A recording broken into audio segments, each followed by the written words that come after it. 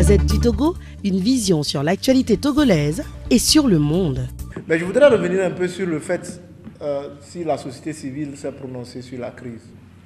Je crois que nous sommes des organisations de la société civile avant d'être membres du Front citoyen Togo Debout. Il y a des organisations membres. Et je pense que vous nous suivez, les journalistes nous suivent sur les médias. Bon, moi, je ne peux pas dire qu'on puisse penser aujourd'hui que la société civile n'a pas pris position. Ce n'est pas la première conférence de presse du Front citoyen Togo Debout. Et je voudrais insister sur quelque chose que le professeur a dit. C'est-à-dire, oui, nous sommes une société civile, nous devons être une force de médiation. Et donc, pour cela, bon, les gens pensent qu'il faut garder une neutralité. Moi, je ne m'inscris pas. Le Front citoyen Togo Debout ne s'inscrit pas dans cette logique. Le professeur a été clair. Comment pouvons-nous nous taire face à ce qui s'est passé à Mango? Comment on peut se taire face à ce qui s'est passé à Bafilo? Comment vous demandez, ou on peut demander à la société civile, vous devez être intermédiaire, vous devez faire le jeu de la médiation, donc gardez votre neutralité et donc soyez un peu équilibriste lorsque vous voulez prendre ou vous voulez parler des événements qui sont déroulés à Sokodé. Non. En tout cas, les évêques l'ont clairement dit. La vérité n'a pas de couleur. La vérité n'a pas de parti. Soit vous voyez la vérité, vous décidez de dire que c'est la vérité, ou bon. Non, je pense qu'il faut qu'on dépasse notre mission classique d'une société civile dans les bureaux et investiguer un peu sur le terrain, revenant au bureau pour faire les rapports et envoyer pour dire il y a eu tel nombre de morts, tel nombre de blessés et tel nombre de personnes arrêtées et nous dénonçons, nous pensons qu'il faut... Non, je crois qu'il faut dépasser ça. Il faut dépasser ça et prendre position. Si quelqu'un fait quelque chose qui n'est pas bon, il faut avoir le courage de dire que ce que vous faites, ce n'est pas bien. Ce n'est pas bon que des miliciens parrainés par le pouvoir en place sortent à Adéouya, à Doumassessé pour tabasser, molester des gens. Ce n'est pas normal. Et quand moi je le dis, ou bien quand quelqu'un le dit, on pense que cette personne n'est pas neutre, c'est la société civile a pris position. Ce n'est pas normal. Je voudrais attirer notre attention sur quelque chose. On condamne la violence d'où qu'elle vienne et sous quelle forme qu'elle puisse prendre. Mais je ne peux pas comparer, moi, comme le ministre le fait, le ministre de la Sécurité le fait, je ne peux pas comparer les miliciens à des manifestants qui posent des barricades sur la voie. Pour moi, il n'y a même pas de comparaison à le faire. On ne peut pas comparer ces deux types de personnes. Des miliciens cagoulés, machette à la main, gourdins cloutés, cordelettes, qui sont encadrés par les forces de l'ordre de sécurité. Comparer ces gens-là avec des gens qui posent des barricades, non. Je peux condamner ceux qui posent des barricades. C'est vrai, ce n'est pas bien. Ce n'est pas normal lorsqu'on sort pour manifester. Mais je ne peux pas comparer les deux types de personnes. Le premier est criminel. Les milices posent des actes criminels. Mais le second, ce sont des destructions, des cas de destruction. On ne peut pas comparer les deux.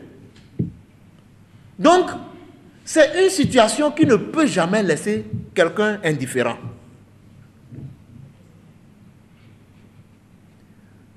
Je pense que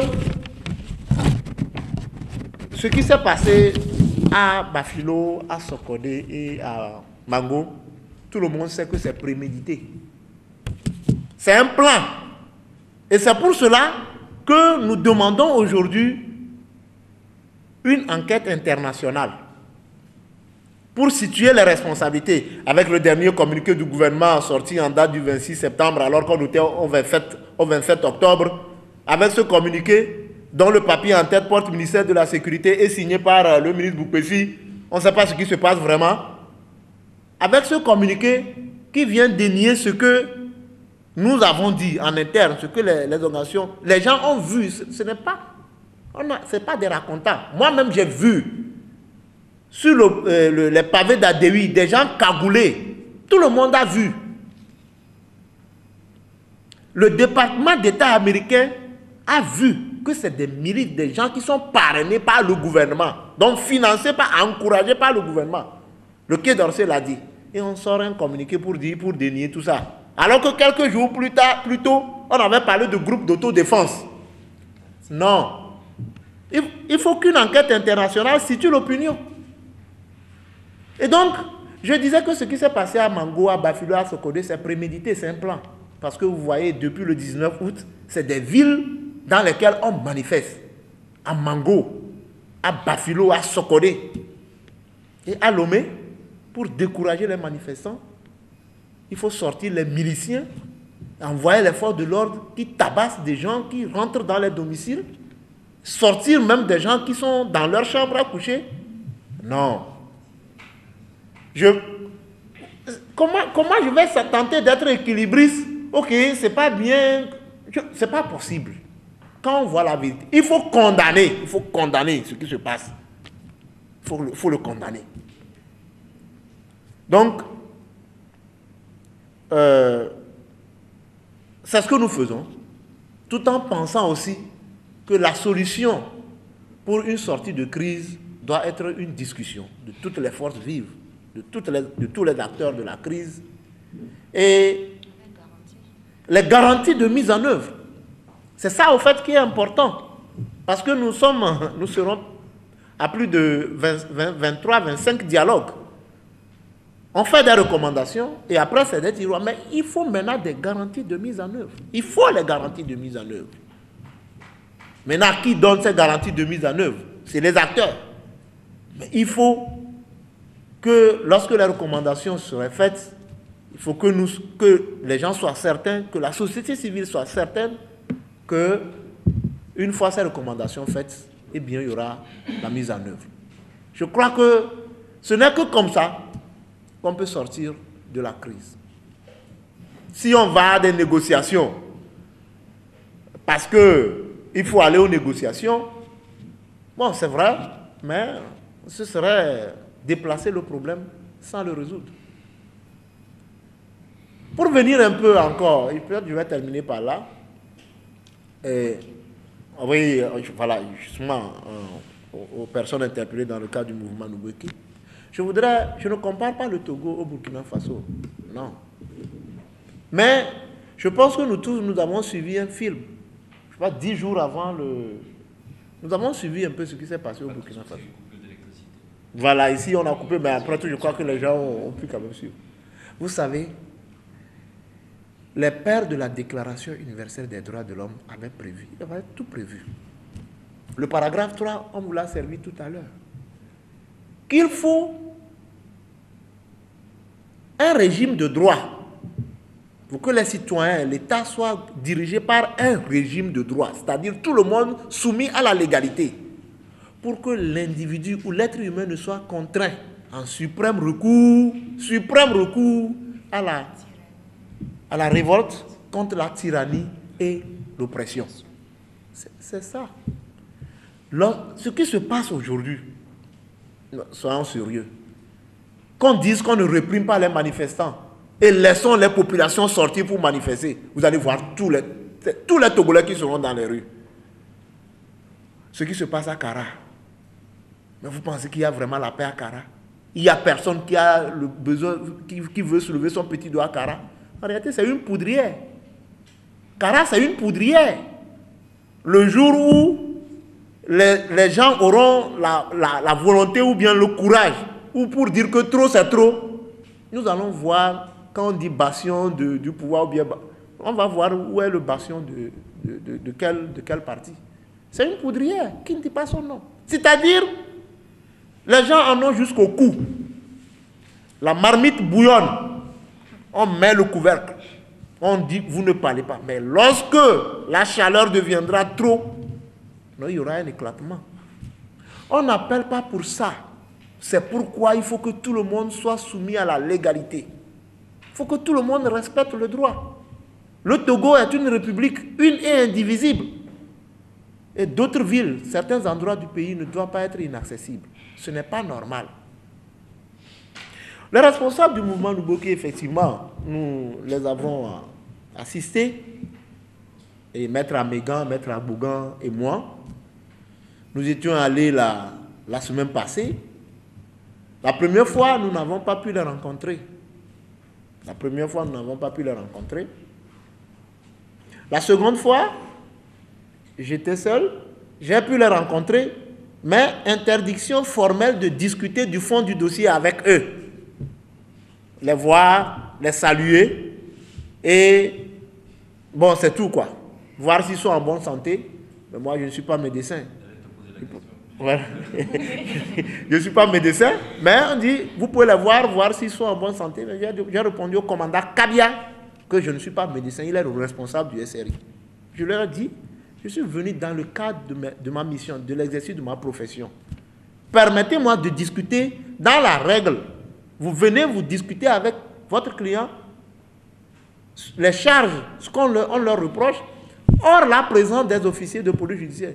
Mais la dernière fois, j'étais là, mais il y avait plus de 3 officiers de police judiciaire qui étaient avec nous. Hier, je suis reparti. Cette fois-ci, on m'a permis maintenant de discuter avec eux, mais en présence des officiers de police judiciaire. Ce que j'ai contesté. Et au cours de la discussion, vous savez qu'hier, il y a eu délestage. Donc, au cours de la discussion, il y a eu délestage et je ne pouvais pas continuer, m'a-t-on dit, pour des mesures de sécurité, des raisons de sécurité. Donc, j'ai rencontré aussi le procureur hier de la République, ce qu'on leur reproche, incitation à la violence, autres. Voilà. Et donc, si l'enquête est conclue au niveau du SRI, je crois que cette semaine, ils seront présentés au parquet. Et donc, qu'est-ce que nous on fait? On est là pour les assister. Et bon, on fera le droit. On dira le droit, mais n'oubliez pas une chose. On a toujours essayé d'attirer l'attention sur les autorités, le pouvoir judiciaire, sur ce qu'il faut faire et ce qu'il ne faut pas faire. Mais, quelque part, la décision les appartient. Mais, moi, je dis une chose, et je l'ai dit au commandant Kabia. Victor Hugo a dit, il n'y a rien de plus fort qu'une idée dont le moment est venu. Rien de plus fort qu'une idée dont le moment est venu. L'idée de l'alternance est venue au Togo. Tous les Togolais ont dans leur tête l'idée de l'alternance. La voix du peuple, c'est la voix de Dieu. Aucune main humaine ne peut arrêter le plan de Dieu. Ils peuvent tout faire. Ils peuvent tout faire. Les arrestations de masse, les tueries, les condamnations et les mandats de dépôt contre les manifestants, ça ne va jamais arrêter l'aspiration d'un peuple qui avance vers sa libération. C'est vrai que la marche est lente. Elle est dure, avec des intimidations. On vous a peur, c'est le stress. On arrête des gens, ils sont au SRI la journée et la nuit tombée, on les amène vers d'autres centres de détention pour qu'ils passent les nuits. Ça veut dire quoi? Et quand un défenseur des droits de l'homme voit ça, on dit que non, vous devez être équilibriste, ne parlez pas. Non. Je pense que nous le dirons et nous allons continuer par le dire. Et je crois que dans l'histoire des nations, il y a des repères. C'est des métiers à risque. Nous ne voulons pas courir des risques. Mais nous disons ce que la cité doit faire pour le bien-être de tous. Nous avons des exemples. Hein. Je crois que, excusez-moi de le dire, ceux qui sont aujourd'hui plus zélés et pensent qu'il faut défendre coûte que coûte, excusez-moi, ceux qui terrorisent leur population, je pense qu'ils doivent regarder un peu plus dans le passé. Voilà. Il y a des gens aujourd'hui, s'ils leur posent la question, ils vont dire, mon frère, essaye de reculer un peu. Nous avons défendu ces gens-là, qui à un moment donné pensaient qu'ils n'avaient besoin de personne. Je n'ai pas besoin de donner les noms, vous-même vous connaissez. Ils étaient des maîtres à passer, des hommes de toutes les situations. Mais à un moment donné, ils sont retrouvés derrière les barreaux.